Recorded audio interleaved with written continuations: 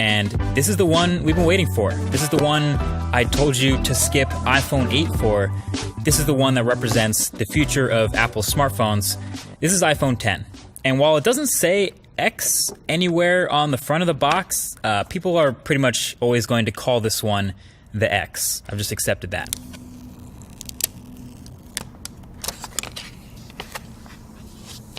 So this is your first look at the unboxing experience, and spoiler, it's pretty much exactly the same as iPhone 8 was, and almost every other iPhone. Headphones, adapters, stickers, it's all in the box, but I guess it's a good thing there's no surprises here. And so you can see right here off the bat, it's a really shiny, chromy, reflective phone. This is the silver one, and you can see how shiny the sides are. The space gray one, though, is a bit more toned down. And so the only thing that was actually new during the setup of iPhone 10 is now you set up Face ID during first boot instead of the fingerprint Touch ID. But yeah, this is brand new, and it's been a couple weeks since we last saw this phone at that Apple event, so seeing it again for the second time is kind of a reminder of all the things that are new about this thing.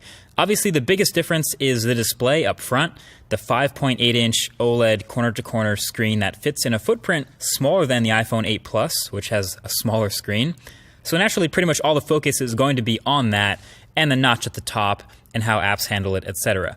And I can tell you that aside from all the incompatible apps I've come across that are going to have to get updated, my experience with the display panel itself have been pretty decent so far. It's bright, it's contrasty, well calibrated, definitely not oversaturated like some OLEDs can be. And just handling and playing with this phone in the studio here for the first time, it's answered some immediate questions that I had about it from the last video. So first of all, since there's no home button, obviously, you have that swipe up gesture to go home, but we were wondering, how do you take a screenshot? That is power and volume up. So that's the new screenshot combo for iPhone 10. And then since holding the power button now goes to Siri, how do you turn the phone off? Well, it's going to be long pressing the power button and volume up key. And that'll get you to see that power off menu. So those are two new key combos to memorize there. And then of course I was reminded of how many gestures there are now to memorize.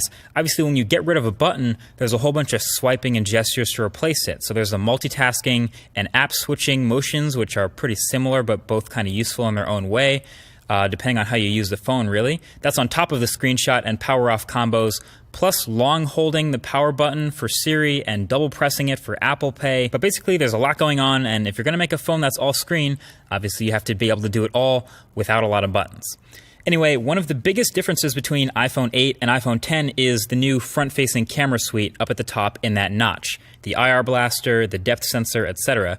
And all that enables a couple of new things with this phone. Number one is obviously Face ID.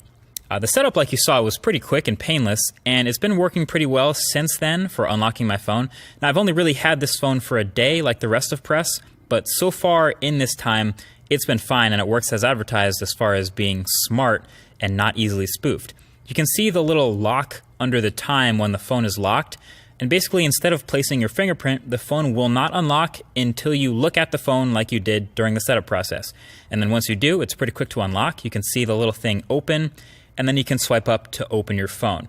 And sure enough, it doesn't work with a picture of you